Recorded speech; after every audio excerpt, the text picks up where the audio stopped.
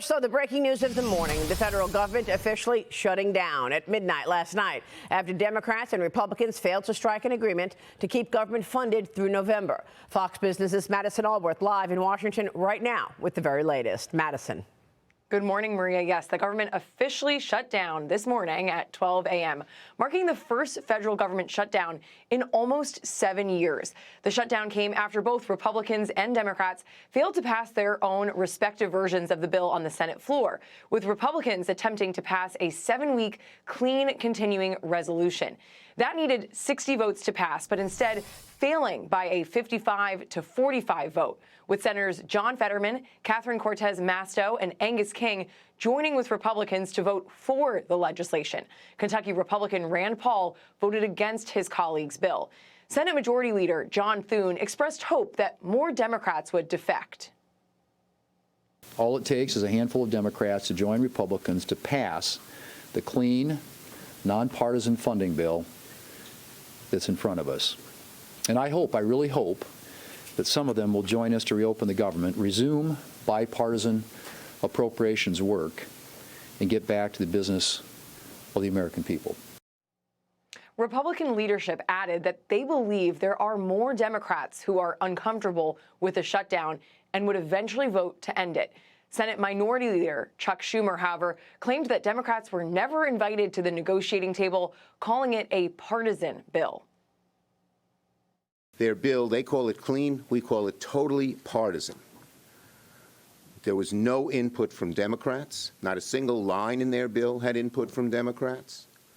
They never consulted us. Thune didn't consult me.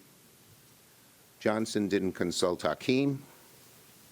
And the bottom line is that we had a partisan bill.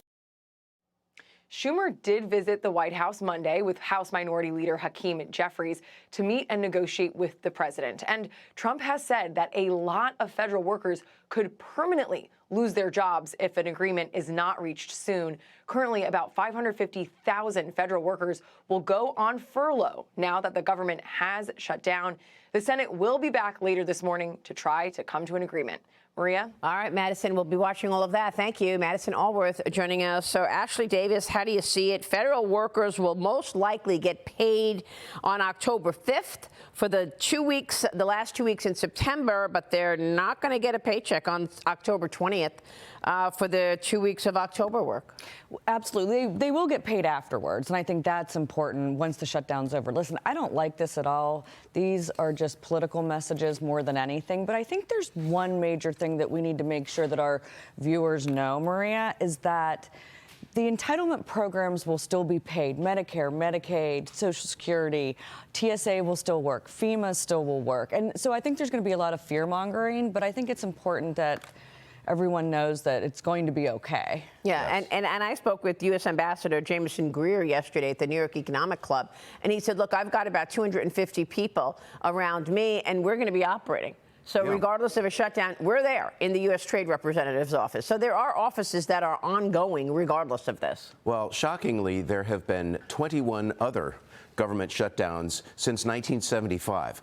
And they always get resolved. Sometimes they're ugly, but they do get resolved. And Republicans always blame Democrats, and Democrats always blame Republicans, because that's how the game is played. Sadly, Maria, for those of us who do work and continue to work and aren't in government, it almost seems like shutdowns, that's how business gets done in Washington. Yeah. It's shocking. Well, I mean, look, they're calling it a Schumer shutdown because Chuck Schumer, they say, wanted a fight, wanted a shutdown because he's afraid to agree with the Republicans, because the last time he agreed with the Republicans, he was worried about a primary from AOC. But John Fetterman joined me on Sunday, and he was real clear. He was one of the few Democrats who actually voted to keep the government open, and here's why. Here's what he said. Watch.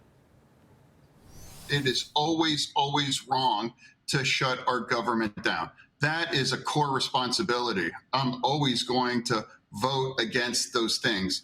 And if it's the Republican side or now it's our side, especially with the kinds of chaos that we are facing after Kirk, and now there's a Cat 5 storm that might hit our nation too. Now, and you're willing to threaten us down.